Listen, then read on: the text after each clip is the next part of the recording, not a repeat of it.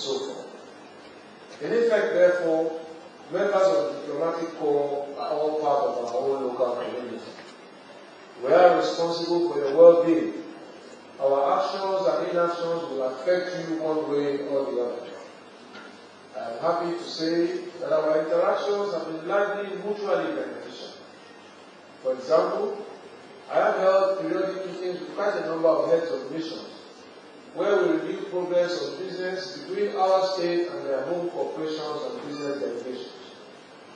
These meetings also offer suggestions on how we can work together to deepen our democracy and ensure political stability as an essential ingredient of economic growth.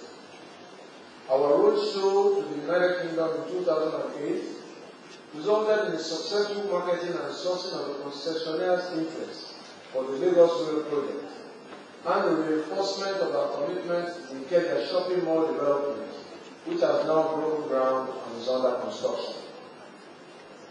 Agencies like DFID are also partnering with our government in different sectors. Our interaction with the Consul General of Singapore led to my visit in 2007, which has improved collaboration between our government and Singaporean agencies, resulting in business exchanges that led to the visit of the largest Singaporean trade delegation ever to come to Africa. And there are lots of possibilities. Most recently, I met with the United States Consul General to explore ways and means of improving the quality of governance in our country.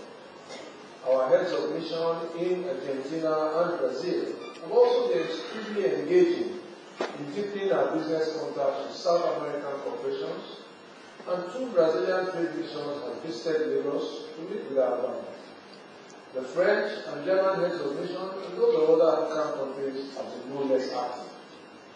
In effect, therefore, even if you cannot vote in our elections, we acknowledge that we are joined at the hip and in many other places that will make it imperative for us to share what we are doing with you, because the impact of globalization has reinforced how closely and communally connected we are.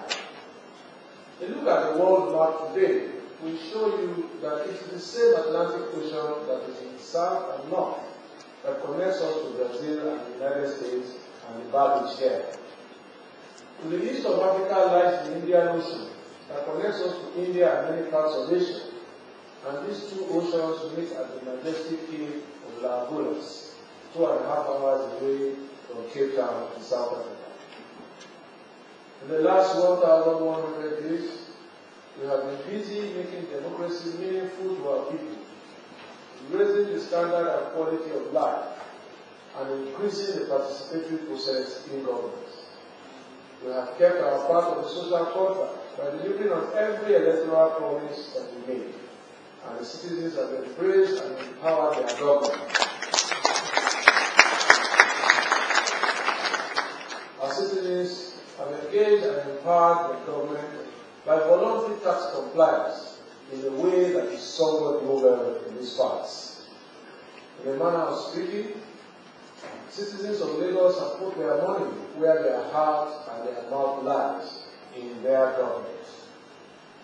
We have deployed the resources in the most methodical and transparent manner as we demonstrated in the presentation you have seen, using the annual budgets of the states since the year 2007 to date as our instrument of policy formulation and implementation, to deliver on the expectations of people in the areas that we consider most compelling, such as the environment, security, infrastructure renewal, transportation, healthcare delivery, education, water supply, food security, to mention a few.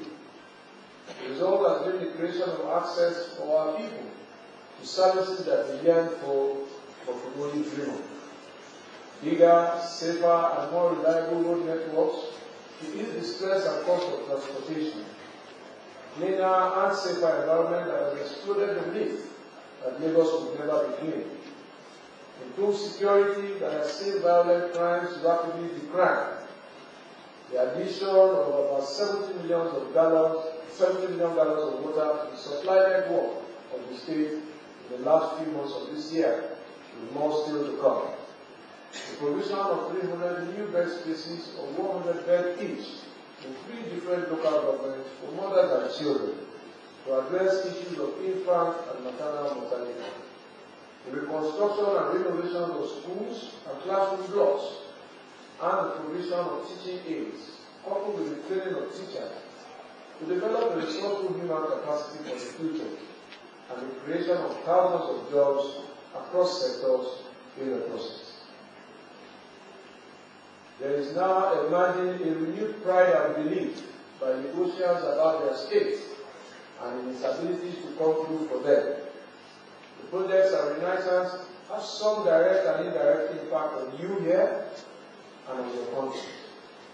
For example, many Nigerians are already relocating back home from the diaspora to join this initiative to help build the future of the commercial capital of Africa's most populous nation. The success of this initiative holds tremendous promise for Africa's renaissance and its ability to engage with your countries in the quest to keep our planet safe and prosperous. The truth is that if the West, Asia, and other parts of the world would live without Africa and Nigeria, it would have been pointless establishing missions here or posting your excellencies here.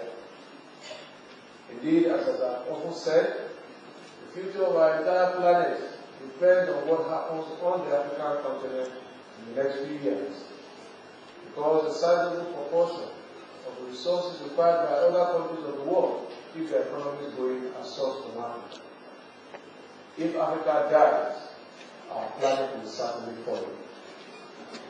This is why I think that it is imperative that after the first World Cup in North America in 1994, the first in Asia in 2002, every hand from all parts of the world must be on the plow to ensure the success of the first African World Cup.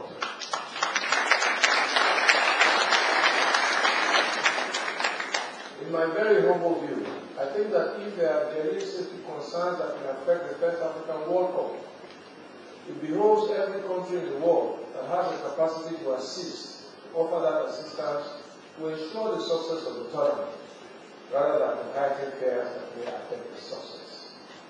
Indeed, it cannot be a World Cup if the African edition is not successful.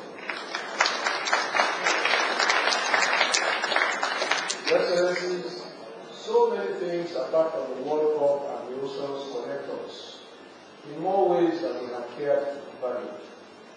The success of democracy as the first form of government known to man is only one of them. The other is the threat to the environment, our planet, and everything that makes it worthy of existence for us. A few events that some of you are all too aware of: mudslides, rising water levels, volcanic eruptions, global warming, and their transboundary effects show that it is no longer important whose fault it is. What is more important is who is better able to find and implement solutions to these imminent dangers.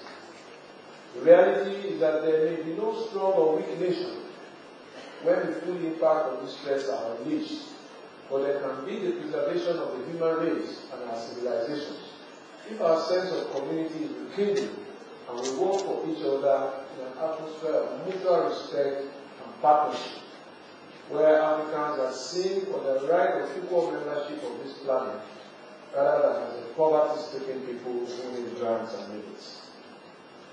This brings me to the need once again to renew my advocacy for the revisit of the international legal order created since the establishment of the United Nations in 1948, for the interactions of nations among themselves, and to ask whether those rules made in the interest of the human race can still be wholly applicable 62 years after, when new challenges that were not contemplated at the time are raised.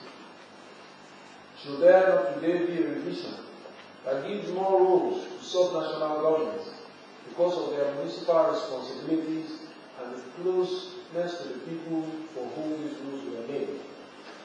Such increased participation can only help to deepen the extent of interactions and meetings, such as the one that we are holding today, where more far-reaching decisions can be taken by representatives of national governments without reference to the